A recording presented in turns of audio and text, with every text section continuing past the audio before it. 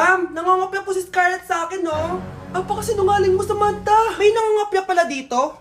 Bagsak ka na sa akin, Scarlett. Apakasama talaga ng ugali mo, Samantha. Nay! O anak, anyari sa'yo? Binagsak ako ng teacher ko. Naniwala kasi siya kay Samantha na nangopya daw ako. Totoo ba yun, Scarlett? Hindi, Nay. Siya talaga yung nangopya sa akin. Walang iya yan ah. Humanda siya sa akin. Tara, anak. A few moments later. Ma'am, bakit niyo po kami pinatawag dito? Eh kasi ang anak mo, sinungaling. Siya naman talaga yung nangopya kay Scarlett eh. Hindi po totoo yan. Para malaman natin kung sino nagsasabi ng totoo sa inyong dalawa, mag-quiz na lang kayo ulit. Patay ako nito. Humanda ka ng mapahiya, Samantha. Okay, time's up. Pass your papers. Scarlett, naka-perfect ka. Yes! Talino talaga ng anak ko. Samantha, wala kang tamang sagot. Ikaw talaga ang totoong nangungopya. Nakakahiya ka, Samantha.